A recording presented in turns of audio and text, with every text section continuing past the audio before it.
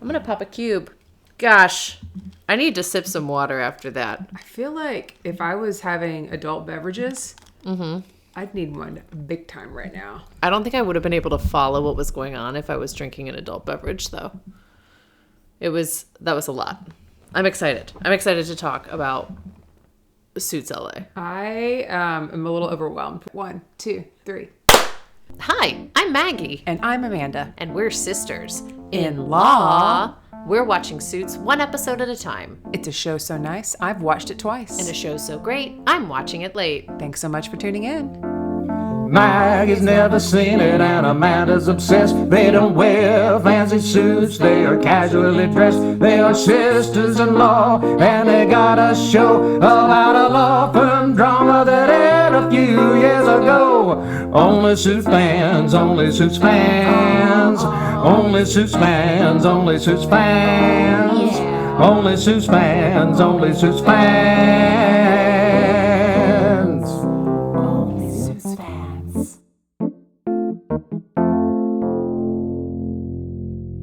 This is season 1, episode 1, 7 days a week and twice on Sunday. So if you are joining us and you have, for some reason, never heard our podcast before or know anything about this, I am Amanda. And I'm Maggie. And we are sisters. In law. In law, yes. And we have been watching and recapping Suits one episode at a time, and we are currently on season 7. And so season 7, episode 1 and 2 will be dropping this coming week. And in the middle of all of this, Suits LA decides to come and surprise us, right? And we're so excited that it did. Because what a fun experiment this is to watch it live. And recap it right now. Right. And then we will publish this episode tomorrow. Like, it will come out tomorrow. So again, if you're joining us for the first time, what we do on these episodes, we always have a brief. And so you will hear us give you a brief of, well, the episode. It was a little bit tricky today because we don't have any idea what's going on. And it was like kind of just chaos. Were any of you guys, like, listening and people who are watching, like, confused about the number of characters? Yeah. I did not feel like when I started watching Suits a year ago, because I'm late to the party. Right. When I started watching original Suits, I did not feel like the pilot had so many characters. But maybe also because the pilot for the original was like 2 hours long. So I had more time to digest those characters. Yeah. This felt so quick and so fast. So I think we need to brief it, go through some of those characters. For sure. And then talk about all of our reactions and predictions. Typically, we go back and forth through the storylines and we try to separate them out. We have not had a chance to separate the storylines out because we don't actually know all of the storylines and we don't even know these people's names. We will go through the entire episode. At the end, we will take, hopefully, a train ride down to Prediction Town if you're up for it. Mm-hmm. And for 6 seasons, Maggie has been making predictions all by herself because I have seen the show several times. And now I am in the same prediction boat or on the same prediction train as she is. And also throughout the episode, you might hear us have some impromptu depositions or a depo, which is where we kind of pause and ask questions to each other based on anything that we're talking about. I have written a brief. Thank you, Amanda, for taking on the first brief of Suits LA. Well, Maggie, you did take all of the notes while I was trying to watch the show and keep up with social media. So this was... I think we did a great job. We need a team, honestly. We do. We need like a whole army behind us. We need a whole army behind us. Okay. Crazy to think that Suits LA is on NBC. After all, USA's tagline is characters welcome, and this pilot was full of characters. And honestly, not all of them seemed welcome at the Black Lane law firm. Stuart Lane is giving some real Daniel Hardman vibes by pulling a fast one over on his partner Ted. After this mass exodus that is very much giving season 6 OG Suits vibes, Erika and Rick both fight for the role of head of entertainment. Ultimately, one is a quitter and one is a winner. What it made up for in time from the OG Suits pilot, it lacked in briefcases full of dime bags. Ted does try to save his firm by earning back Lester Thompson as a client, and quite honestly, this feels scandalous. Amanda, the hot lawyer, is also secretly rich, same, and lays it on thick with Ted. With so much at stake and even more people to feed steak to, this pilot had us on the edge of our seats. Literally the edge, because we were already set up for this podcast and we could not adjust our chairs.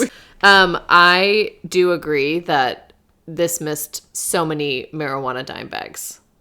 Yeah, we didn't get one guess like dime it's bag. legal in like California. LA. Maybe that's because the allure of it is gone because It's so commonplace now. it is. It's just like I just walk on in and get me a dime bag. How things I don't change. even have to hide it in my briefcase. They probably all have briefcases full of dime bags. They probably don't actually have briefcases.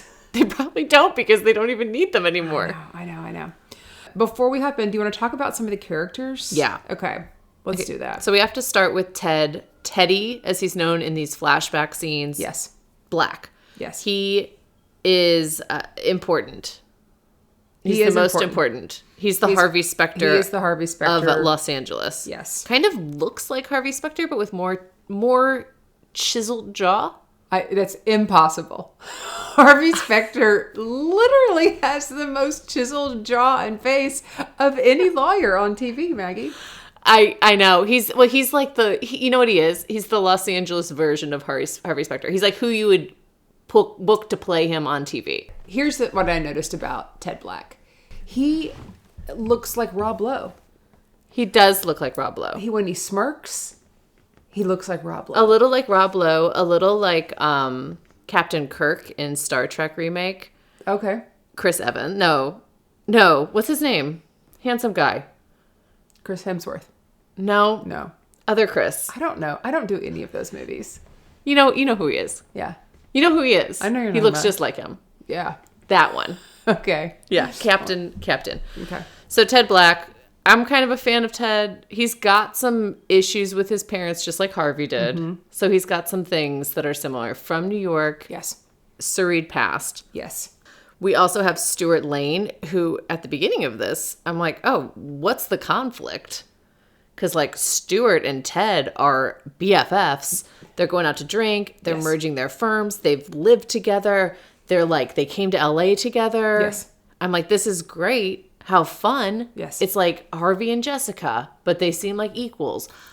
Well, boy, oh boy, was I wrong. Yeah, we had a real whiplash on that one. Mm-hmm. Then we have Rick Dodson, who is supposed to kind of be, and this is based on the write-ups that I saw. I don't know that I'm really picking up on that after today. Ted Black's protege.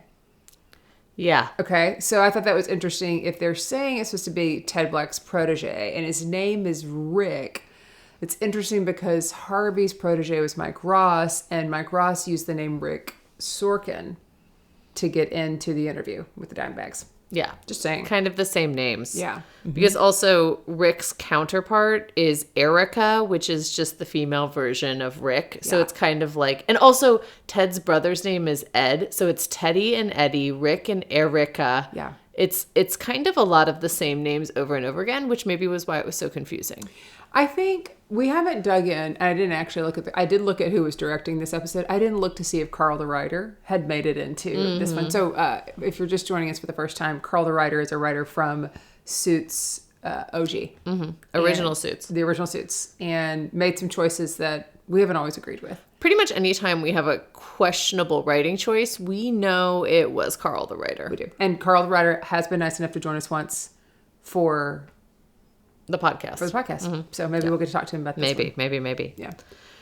There's also Lester Thompson, who is in this episode. I don't know if he's going to be coming back a ton. He's a client. Yes. So I think he'll for sure be in like the next couple. It's kind of like on the old Suits where like you have these clients and they have recurrings for a little bit until we solve their case. And then they're gone. But then sometimes they come up because Yes. they need a favor or Yes. whatever. Right. And then we also have Rosalind, who is Ted's secretary. Yes. She is no Donna, She's no Donna. but she seems with it. Very qualified secretary. Yes. But no like smirks. She's no Donna. She's no Gretchen. I mean, She's just kind of run of the mill right now. yeah. Gotta learn her story. Yeah. Interested in some Rosalind's story. Yeah. A character that I actually kind of love is Leah. Okay. I think Leah is going to be the comedic Louis Litt relief for this series. Oh, okay. That's a bold prediction. It's a bold prediction. You early cannot on. you cannot light a candle next to Litt's, you know? But fair. I think just seeing the little bit of her, she's got that hungry, eager drive. She really wants to be a senior associate. She's willing to backstab. She's not quite doing things the right way. Right. She's got it. I like her blonde hair too, and her makeup. Very fabulous. Okay. Then we have Amanda, who's the pro bono attorney. Has a great name. She's a great name. And she works in the same office, but she actually doesn't work for them. So it makes it look like they're doing pro bono work, but really, like, she doesn't work for them. She comes from a very rich family, so she doesn't even need the money. I feel like she's probably going to be a standout solely based on her name. Yeah, I mean, Amanda's always stand out. This is giving Rachel. Yeah. It's giving Rachel. Yeah, it's giving because even like when she walks in, when we first meet her, and then Rick responds to her, he goes, "I love you," which is exactly what Mike Ross said to Rachel the first time he met her. Right. So I did a little bit of research about the show, just a little, and a couple of facts that we should know. This pilot was filmed in Vancouver, and the rest of the show was filmed in LA, which is interesting because it's like reversed. Opposite of the original. Where it was filmed, the pilot was filmed in New York and the rest was filmed in Canada. Gabriel Mock will be reprising his role of Harvey Specter for a 3-episode character arc. Like, we don't know when 3 episodes, happening. but it's happening. They're saving it so that we keep watching. Of course they are. Aaron Korsh, the creator of the original Suits, also an executive producer, alongside of some other Suits EPs, wrote this pilot. So this is his writing. Straight from Aaron. Victoria Mahoney is directing the pilot. She's, I think, pulled in from some of the Suits. From the previous. Yeah. And this pilot is airing during the SAG Awards. And next week, this episode 2 will be airing during the Academy Awards, which shows us that they clearly do not have a Donna at the firm, paying attention to the important details, such as do not premiere your show during award seasons for television shows. Right. And film. So maybe they're just thinking it's people that don't care. There's not a big crossover between people who love the SAG Awards and people who watch Suits. Yeah. I don't know. I mean, I'm thinking that now that streaming has become so big, and like Suits the original is all streaming, that they're banking on this show being streamed, and so it doesn't really matter when it airs. Sure. Or they're trying to bury it. Let's hope not. Let's hope not, because I did like it. Suits, the original Suits got 91% on Rotten Tomatoes, and this one got 36%. So, let's see. Already? There's already a rating on it. It's already at 36? Well, because the premiere in LA was like 3 nights ago. Oh, okay. So somebody had some tomatoes. And they were like, but not a lot of them. They only had 36. They only had 36 tomatoes. They only had 36 tomatoes. All okay, right. I didn't think it was 36 tomatoes. I'm excited about it. I am too. I'm real excited about it.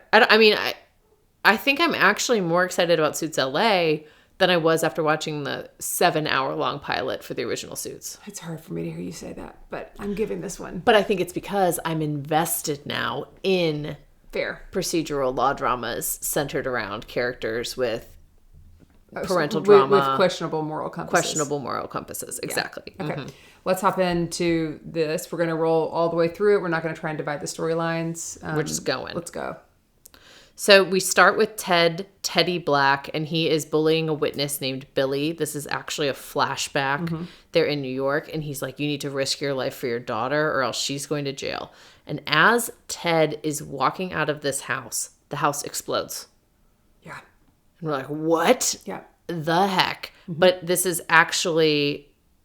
this was his last night in New York. This was a nightmare, and his little brother, or his big brother, Eddie, is there to comfort him and walk him through this nightmare.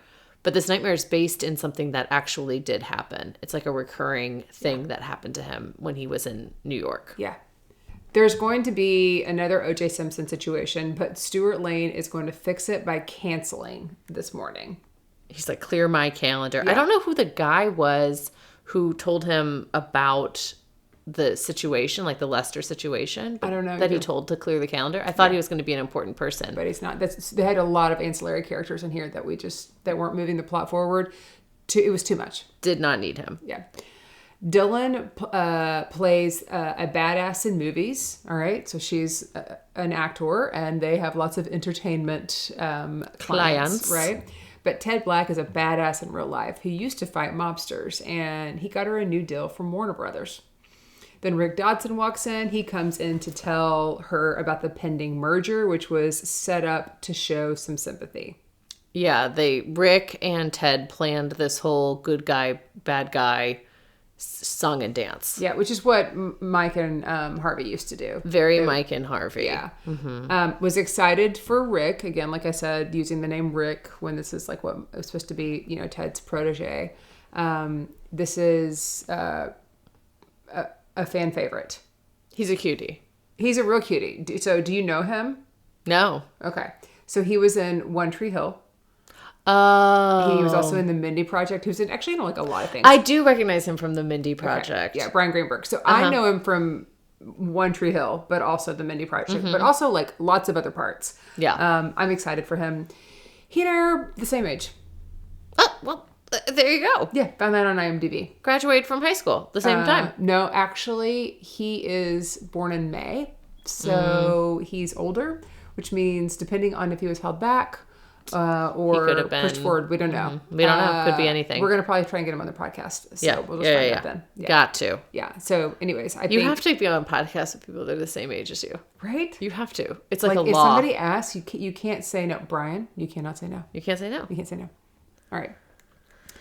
So then we see Erika. We first meet her, and she is gunning for a promotion. She wants to be head of the entertainment department, and Ted is like, it's not. I'm not going to budge on this right now. Yeah. It's not happening. But she is a firecracker. Yeah. And I think at first we were both like, is this Donna? Like, is this... Who is this woman? And it's not in this show, this person equals this person. No, but... we can't help ourselves. You can't help yourselves. Right. You can't help yourselves. I can't help myself. No, we can't. We can't help ourselves. Ourselves. Stuart Lane meets with this actor Lester who killed someone. And Stuart says he should settle for self-defense with an 80% acquittal rate. But Lester says he needs a witness because he is innocent. And I did gasp. You audibly gasped. When Lester Thompson came onto the scene. This is played by Kevin Wiseman, who more importantly is Marshall Finkman from the show Alias. Alias I have seen 3 times. Alias is one of my very favorite shows ever. Marshall played this character where he would invent all of the gadgets that he would send Sydney Bristow out on her missions, and it would be like, look at this remote. When you open it 17 times, there's a comb. And when you comb it, lice gets into your hair that jumps onto the bad guy's hair. And then all of a sudden, that lice eats him from the inside out and he'll melt right there. So then pull out your lipstick so that you're safe with this fumigant. Like, he would create these gadgets that were just ridiculous. And he was so nerdy about them. And they were ridiculous. And like, when you watch Alias now, you're like, that's literally, no offense to your children, my niece and nephews could create better gadgets. Would you ever watch Inspector Gadget? Inspector Gadget. Yeah, that's what always, it is. Like, not always. A lot of times at work, we'll say this message self-destructs in 5 minutes. And then I'll just, it's when I delete Slacks. I just eat it. Yeah, I remember thinking like, dang, that man took parts of his body off to make himself a gadget. Yeah. And I was always disturbed by it. Yeah. Even as a young child, I was like, I don't think that this is what I should be watching. Marshall didn't do that. No, Marshall didn't. He was doing like lice combs. Lots of things with lice combs, lipsticks with bombs in them. It's crazy. Meanwhile, Rick is meeting with a client who is 84 years old. He's an actor. And he is like, Rick, I just want you and me to talk. I don't want to bring Ted in because I want you to make a call to get me an audition. And Rick's like, hey, I'm a lawyer. I'm not an agent. And he goes, but if you call, I will get it and I want to work. And he's like one of the original clients. But Rick says, I will not go behind Ted's back to do this. Yeah. I do everything above board. Yeah. So Rick is like Mike Ross, but past the bar. Yeah. Yeah. And acting above the bar. Above the bar. Erika knocks on Rick's door. They're both competing for a promotion. She thinks that she will come out on top. And then they have a little quip here about you being on top of me is a fantasy that'll never happen. And she's like, we'll see about that. So there's like little sexual innuendo. That's something we didn't see until much later on in the original Suits. Yeah, they're really jumping right in. Yeah, except for when we talked about Mike Ross's hammer. Yeah, well, Mike Ross's hammer is season 2, I think. Yeah, season 2.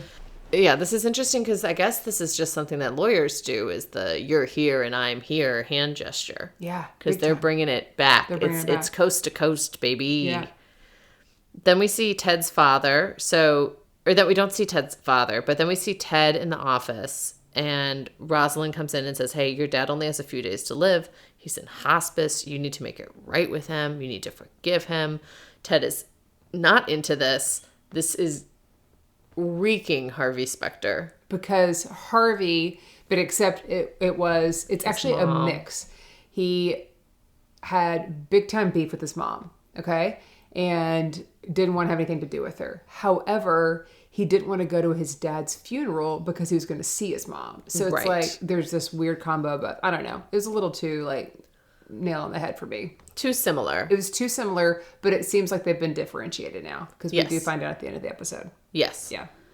So then we flash back and we see Ted's dad, and then we meet him and we realize, like, oh, okay, his dad's this lawyer who is ready to skip him straight to partner, and he's checking in on him after this big bomb explosion happens, and he's like, "Come work for me," but Ted is like, "I do not defend criminals," and his dad says, "Oh, you know what? I shouldn't have left you with your mother because it made you weak." Oh, man. What a dick. Yeah, dude. I mean, this guy's like, Harvey's mom, sure, she was fucking Funkelbug. She was fucking Uncle Bobby. Yeah. Right? Like, she was out there in the sheets doing what she needs to do. Yeah. This man is aggressive towards his son. Like, he is an evil person towards his own children. Yeah. Harvey's mom was just a horn dog. Yeah, just a horn dog. She was just horny. Not the devil. Not the devil. She's a sex devil. She's a sex demon. Yeah, but not the devil. Yeah. She a little horny. She's a little horny, but it's not always devil horns. That's true. That's true. You know? It's a different kind of horn. It's a different kind of horn. Yeah, devil horn or horn dog. I would take a horn dog over a devil horn any day. 7 days of the week and twice on Sunday. Oh, you little horn dog. Okay, Ted and Rick meet because Rick wants to be head of entertainment. And he's nervous that Erika's going to get it first. Ted tells him he doesn't skip to the front of the line. And Ted says he's going to get John Amos an audition. And Rosalind tells Ted to take it easy on Rick. Yeah, John Amos is that old man. Yeah. Then we see Ted and Stuart. So Stuart is the man they're merging their firms. Yes. Stuart is dressed like a leprechaun. He's got a green suit. Would you agree? Yeah, and when you said, "Oh, look, he's dressed like a leprechaun," I went, "Huh," and like tilted my head, and I saw the green. Yeah, it depends on what because I can see all the colors.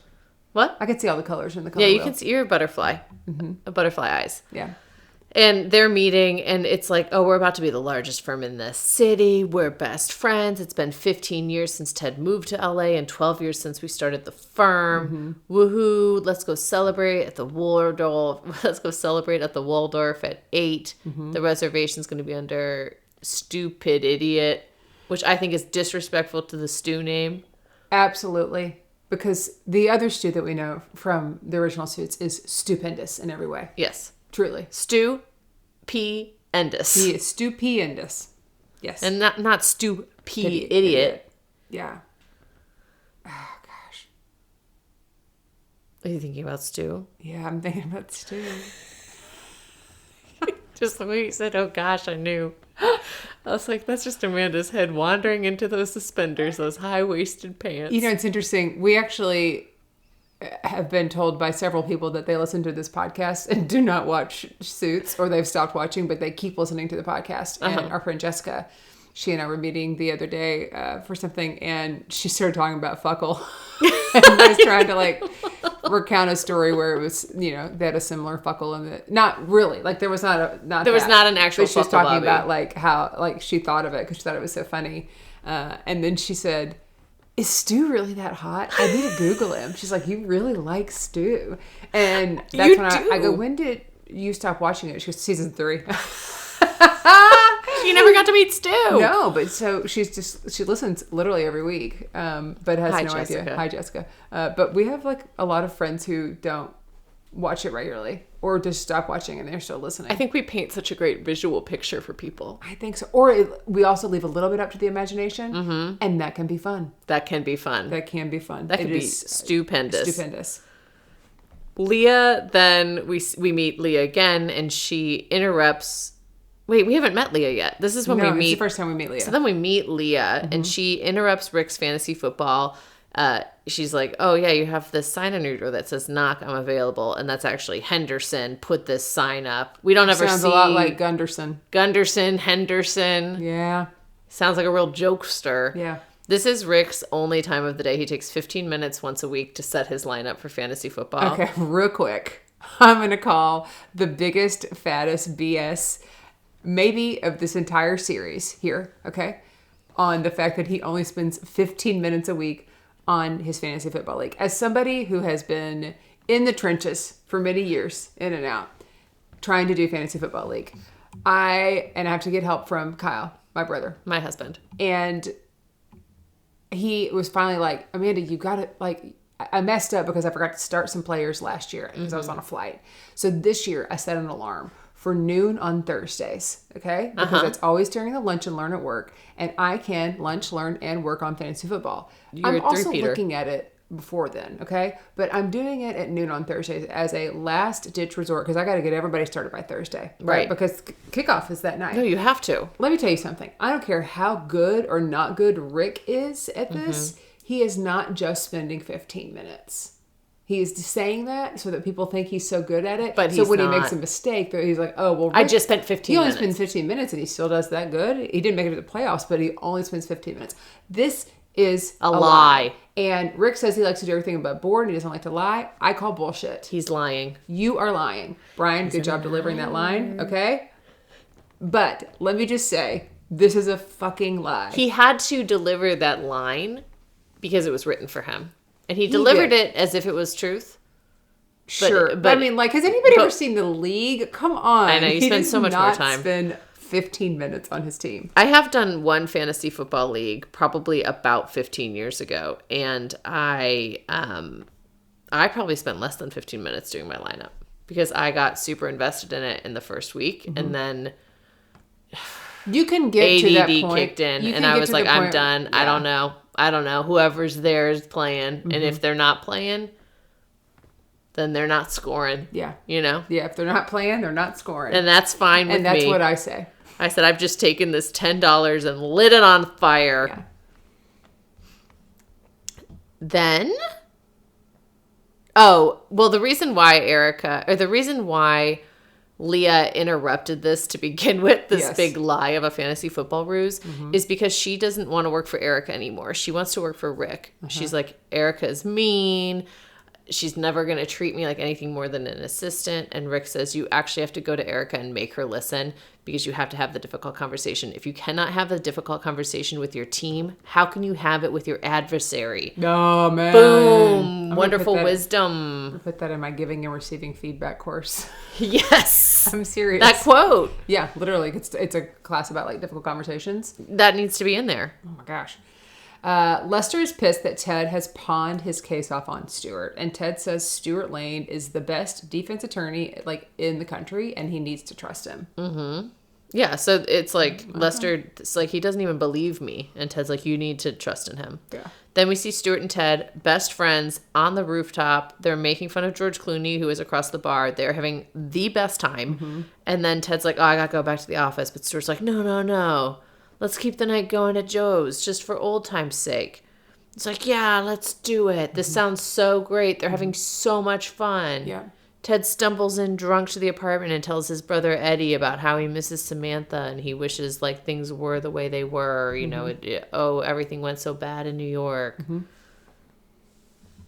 So he had a good time. He got real shitsy. He got shitsy for sure. Flashback. Ted and Samantha are in a flashback at the hospital. He comes running in. He says he's fine. He's got a little blood on him. And he just needs to talk to Kevin. He's literally just been blown up. Like he was at the explosion, the Billy explosion. Yes. So, and he's like, I'm fine. And it's like, you just watched someone get blown up. Yeah. This whole scene is so questionable. No, I'm sorry. This is the flashback. Yes. When we go back. Wait. This is the it. This questionable is one. when you said this is a lot. I said, yeah. Okay. Yeah. You're right. He de-stocked Kevin. Kevin doesn't know how to handle the case if Billy doesn't make it. Billy's the guy that was blown up. And Ted says if he doesn't win, he might as well be a DA in Scranton and break up with Samantha. And then the doctor says, hey, he's dead. He did not make it. And Ted says, I need you to pretend he's still alive. Okay? I need you to act like you're doing everything you can to fight for this guy. And then the doctor like barely questions it and says, you have one day. And I'm like, the fuck? Like what? How many medical rules are we Can somebody please, because Maggie and I kind of know the law after watching this show. We've watched enough. Yeah. We've watched enough. Also, your father is a lawyer. So we have a resource. Uh-huh. We also have plenty of friends who are lawyers. Look, do I have a doctor? Yeah. Do I have more than one? Yeah. If I ever found out that they were going to pretend that I was still alive for an extra day because the lawyer came in and said it, this is crazy to me. I'm going to try this on someone. When I'm like an old lady and we've all lived a wonderful life, someone near and dear to me passes away. I'm going to be like, oh no, is it the 15th of the month? Can you just hold on to her for one more day and declare her? She said she would never want to die on the 15th. That'd be so awful. I hope that it works. I just no one does that. And you it's have to one predict. day. When he said that, you have one day. That's kind of like it feels like on like SVU when they're like, "I'm going to give you an extra day to go get the evidence from the evidence locker." Right? Yeah. Like what? And then also Kevin's just like, "That's a crazy stunt you're pulling. It better pay off." I mean, they're just all like, "You better figure it out. You just told that you have 24 hours to figure out what to do because Billy's already dead, but we're pretending he's alive."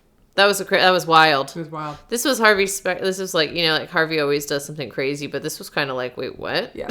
This isn't like making someone make a decision by influencing them.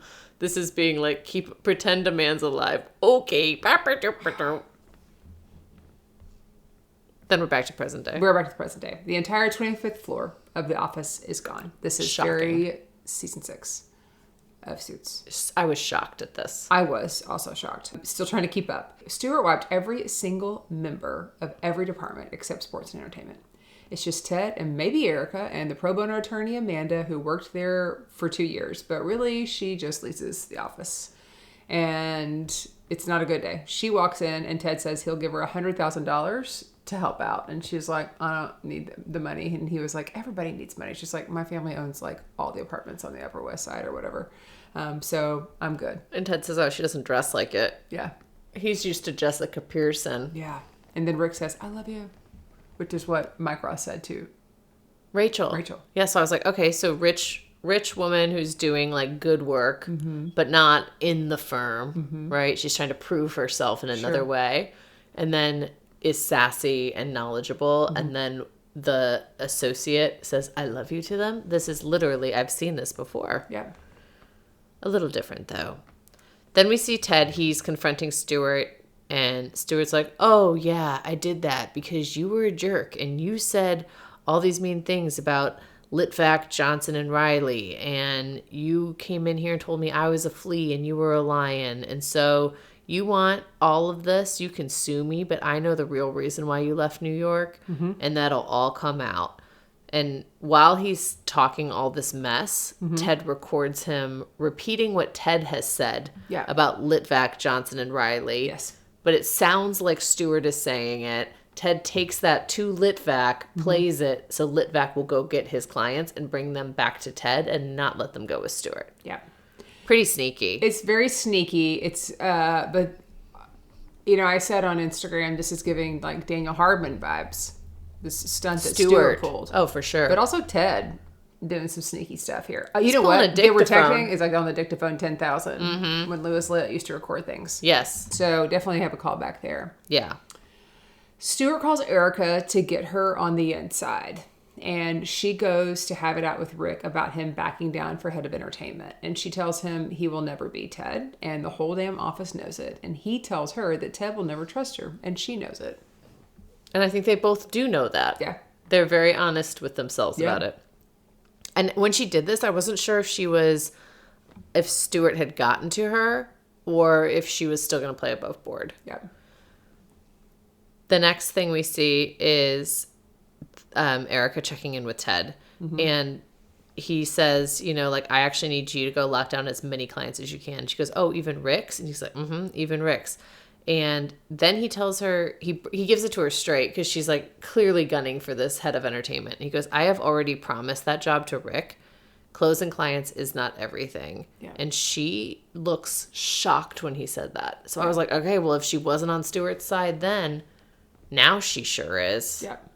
Amanda the Beautiful is on the phone and being a tough lawyer when Ted checks in. Doing pro bono stuff. Yeah, pro boner. She mostly does criminal defense. I'm sorry, I'm a child.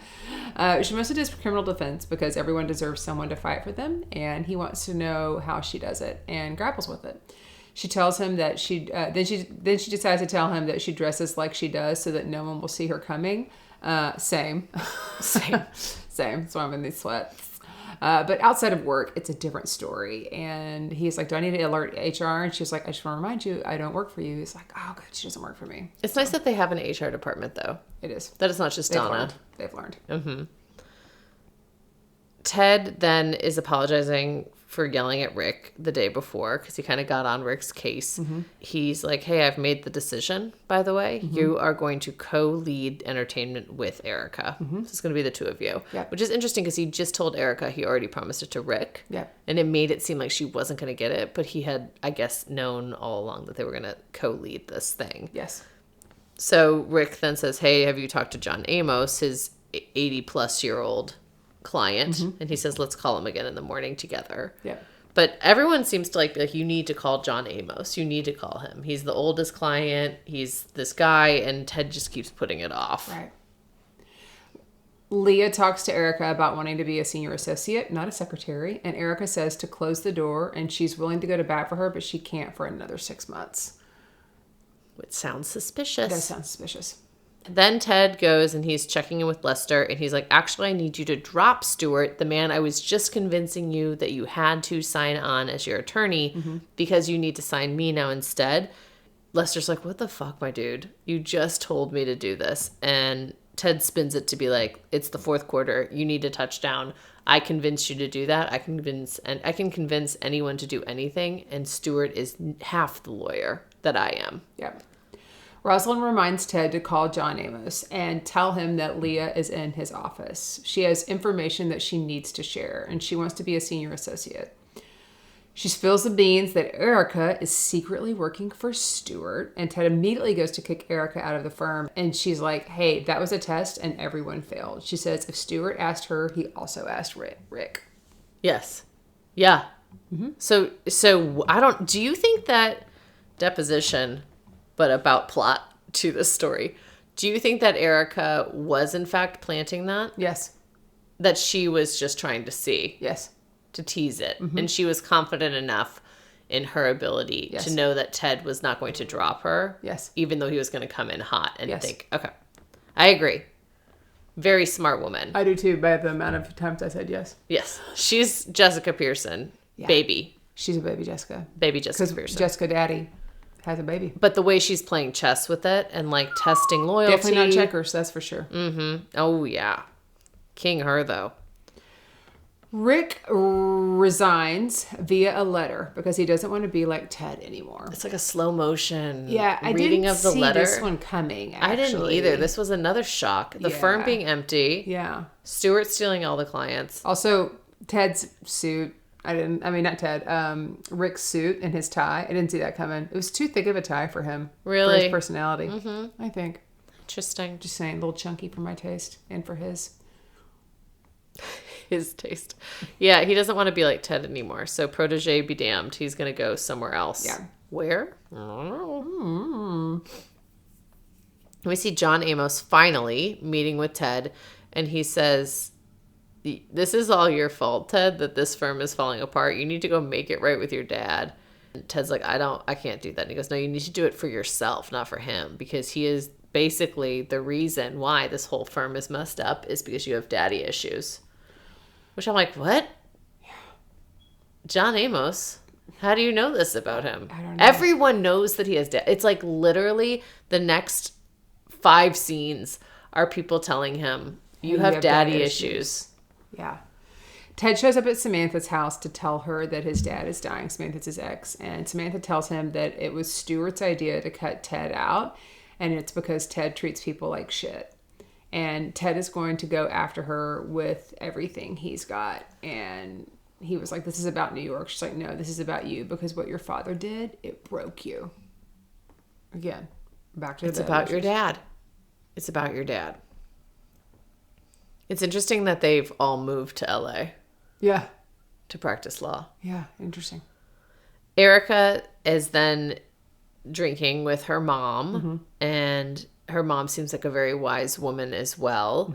And she goes, oh, she's telling her about how she planted this seed and how like she was trying to test the loyalty and and how great she's doing. And her mom's like, oh, you also need to remember that you don't know anyone a damn thing because you are a Rollins. So it's Erika Rollins coming in hot. Yep. Maybe her mom's like a former lawyer or something. Her mom's got something. She's got something. She's got that something. That sparkle. Back in the office, Ted wants to know why Erika is stuck with him instead of Stuart. And they're both in casual sweaters. So one of my first predictions came true because she's wearing pants here. Oh, yeah. Very rarely did we ever see anyone in pants. Yeah, but we're seeing it early. Okay. Yes. The main reason that she's stuck with Ted is because Stuart only wanted to give her diverse clients, but Ted believed that she was a good lawyer and she could close anyone, and she wants to be a partner. And he had said, I sink or swim. I think this girl's going to swim 7 days of the week and twice on Sunday. And then she's like, I want to be a partner here 7 days of the week and twice on Sunday. Okay, I got beef. With how they use that title? Yes. The quote is not 7 days of the week and twice on Sunday. It's every day of the week and twice on Sunday. Okay, so they have butchered the quote because I have said this quote for years. I say it a lot. And when I saw that was the title, I was like, BFS. That's long for bullfucking shit. If I have been saying this incorrectly. And I had to go Google and check myself. And I'm right.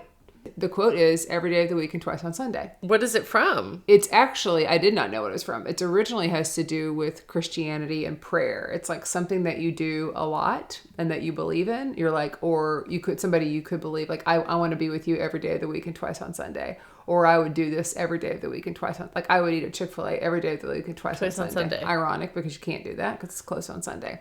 But it has to do with prayer, apparently. But it has to be every day, because it looks like it could also be 7 days a week and twice on Sunday. It could be that, or any day of the week and twice on Sunday. Any day of the week or every day of the week and twice on Sunday. It's never been said 7 days a week and twice on Sunday. Not in my zeitgeist, and they butchered it, and I don't like it. This is like a Mandela effect, like you've crossed into another realm. It's too late for this conversation. I don't want to have a lawyer conversation with you on this one. I agree. No, I'm proud of you for that. For catching that. I can't believe they repeated it so many times incorrectly. And just kept doing it over and over again. They're like, did they understand that this is the title of the episode? It's also a really long title. It's so long. It's the longest title we've ever had to type. It could have just been, he gone. He gone. They gone. They gone. He lied. Fantasy football. Yeah. Oh, right after the scene, there's a commercial for Genesis cars that we saw. Yeah. And Erika is driving, and you were like, oh, that's the car sponsor. Yeah, it is the car sponsor. It's the car sponsor for the yeah, and then Hugo Boss is the suits sponsor because it's like be a boss. So everybody was getting fitted for suits for the premiere and all this kind of stuff. I love it. Yeah. Then we have a flashback. Eddie and Teddy are kids, and Eddie thinks that their dad left because of him. And I think it's important to note, Eddie has Down syndrome. And so he thinks that the dad has left the entire family because of him. Yeah. And his difference. And Ted, who is actually, I think, the younger brother here, is like assuring him, like, that's not it. Don't worry about it. Yeah. I was probably trying to juggle social media and be relevant, and I did not catch that was his brother, so I thought it was Eddie's young boyfriend.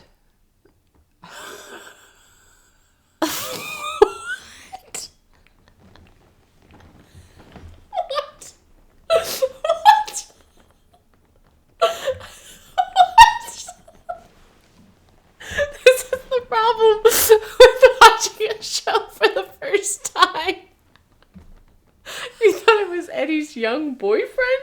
Yeah. Like romantic boyfriend. Yes. Instead of my dad's leaving our family. I guess I was typing the thing about Hardman or something. I don't know. I can't put that in the podcast. Why?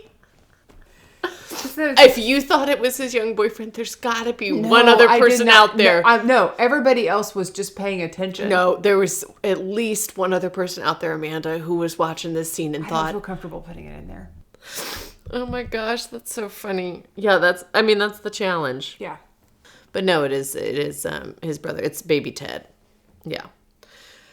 So then we see Leah, and she's like at her desk, and she's just talking to herself, imagining about like kicking Erika. Like, oh yeah, Erika, you don't work here anymore. It's just me. And guess who comes walking around the corner?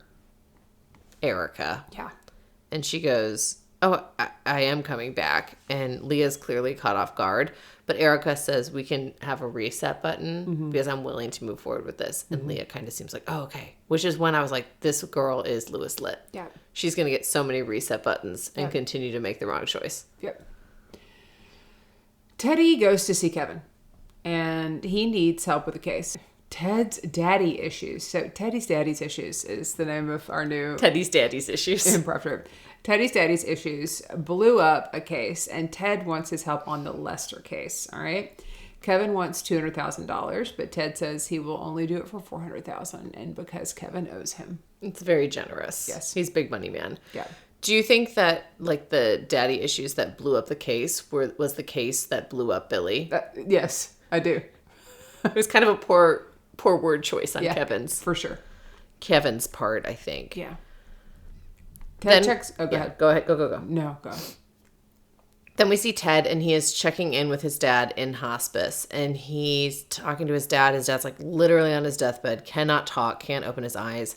And Ted recounts this time that they went to a Yankees game it was the dad, it was Ted, and it was Eddie, and how Eddie felt like Ted knew that his dad didn't really want to be there with Eddie. Like he knew that he didn't love Eddie the same. And it was still this really magical moment. And Eddie like printed out the picture and had it in a frame. And it was like so special to him. And then he says, and then when Eddie died, you didn't even show up to the funeral. So his dad didn't even show up to his own son's funeral, which was also a shock because we have seen Eddie a couple of times. And he appeared very much alive. So that was super shock. But then the way that Ted leaves this is he tells his dad, you're going to make it up to me right now. You're going to die alone.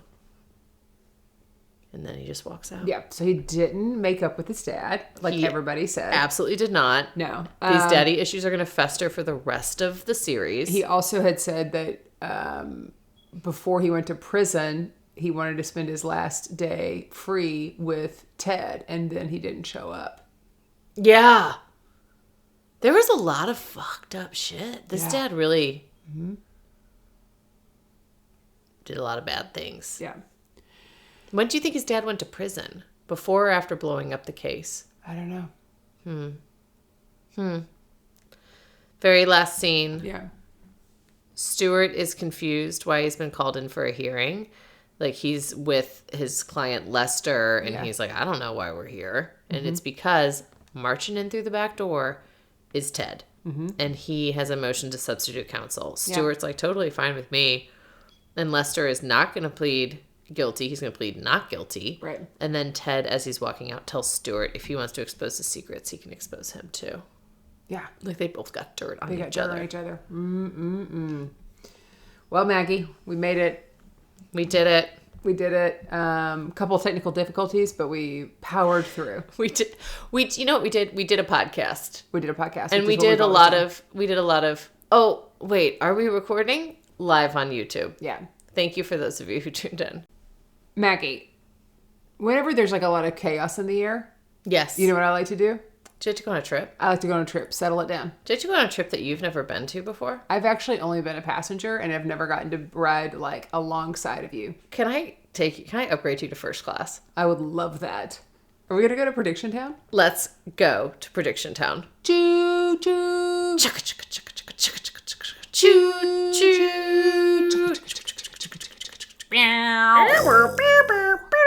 That's the train landing. Okay, this is the first time I get to make predictions, and you do it every week. I don't know how you do it. Was it fun for you though? Stressful. It was stressful. It was stress fun. Stress fun. It is stressful because you don't want to be an idiot, but also like no one knows. Yeah. No one knows with this. Yeah. We're all in this together. I have some immediate ones and ones by the end of the season. Okay, great. Go for it. Okay. Rick is still going to be around, and I think they're going to be on opposite sides. You know, he left. I think he's going to be coming back eventually, and it's kind of like when Mike Ross would do this a little bit. Just disappear a little bit. Yeah, I think they're just going to be on opposite sides for a bit, but then eventually he will come back and work with Ted by the end of the season. Do you think? I think he's going to be in the next episode. Oh yeah, he's going to be in. But you're saying he will be away from the firm. Ted. Yeah, from Ted. He's going to be working against him, but we will eventually see his whole thing. He'll get wooed back. Yeah, I think that they'll have like some sort of kind of fun, challenging case. Yes, and I wonder if it'll end in compromise because I feel like New York was all about like I gotta win. Yeah, I have to win, and I wonder if this is like let's you know. I think that Amanda, the character, not Amanda Austin, co-host of this podcast. And Ted, gosh, though, that's another Amanda. There's Sheila Amanda Saz, and now we've got Amanda first namer. Yeah. I think that they're going to have a will they, won't they relationship. Like, they clearly have a flirtation. I think it's going to be kind of cat and mouse. Okay. And then I also think, though, Samantha, that's going to have some sort of, like, hookup.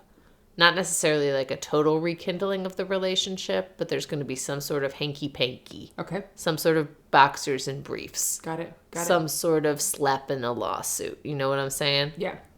I think in addition to everyone that you are predicting that Ted is going to sleep with, I think he is also going to go find a therapist / psychologist / psychiatrist, we're not sure, to help him deal with the death of his father and brother, and I think they will hook up, and her name might be Paula.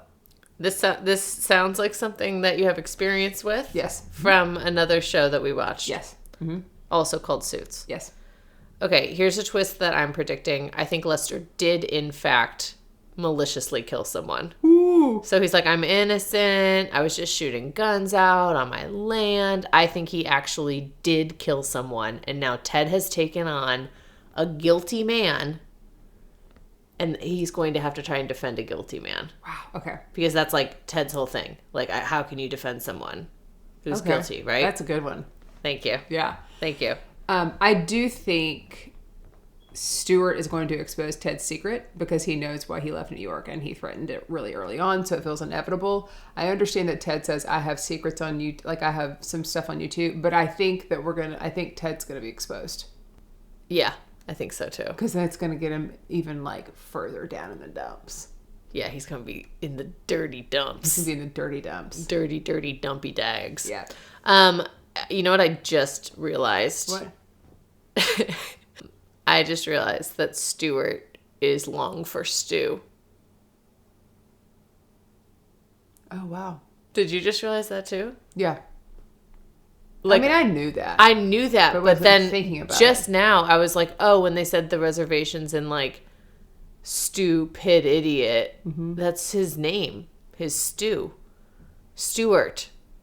There's two Stewarts in Suits. There's Stu Pendis, who we love, and then there's Stu Pid, idiot. Yeah, this guy idiot. who poached the firm. Yeah. And is trying to interesting get back at Ted. This is an interesting choice for Carl to continue to use names like this. There's a lot of names. A lot of names. We should make a video about it. So many names. Let's get a whiteboard out. I'm going to need to start keeping track. Okay. Yeah, for sure. So. Okay. Okay. I also think that Leah's going to be our lit. I've said it a few times. I think she's going to be comedic relief. I'm enjoying her. I think it's going to be fun to see this. And Harvey must be coming. And we know that. You know that. 3-episode arc. 3-episode arc. That's what we know. And he said he's doing it for the fans. Thank you, Gabriel Ma. So sweet. He must have seen my pleading. I was legitimately crying. I made a TikTok like, what are we going to do if he's not in it? And I legitimately got teary-eyed. I am very stressed about it. Oh, you are? But I feel better having watched this. Okay. I think this is good. It is good. I don't think this is 36% Rotten Tomatoes. I don't think they had all their tomatoes. I think they didn't have a full basket. That's probably what it was. I'm going to go on Rotten Tomatoes and give it more tomatoes. Do it. Good ones. Do it. Bring all your juicy toms. Yeah, those juicy Tommies. Bring your juicy Tommies with you to the website. They don't have any characters named Tom. Not yet. 2 stews. A bunch of people with Rick in it. Yeah. All right. Thanks so much for tuning in. You can find everything you want to know about Only Suits fans for both the original show and LA at onlysuitsfans.com. Make sure to follow us on Instagram, TikTok, and YouTube, where we will be super tight next week going live. And you can listen to us on Apple, Spotify, or anywhere else you get your podcast. Don't forget to like, subscribe, and leave a review. If you want to leave a review for this episode, it really helps us find new people. Big time. And you can start by saying, from coast to coast, these ladies cover the suits. They cover them all. They cover them all. They ain't wearing them, but they cover them. They ain't wearing them. They're not wearing coveralls, but they do cover them all. They do cover them all. Mm-hmm. Well, as always, it was a pleasure. And as always, it was chaotic. And I'll get it down under an hour. Oh, for sure, because we've got 10 minutes. I wrote down the 2 things that you said to cut. I'm texting them to you. Well, let's get it out of here.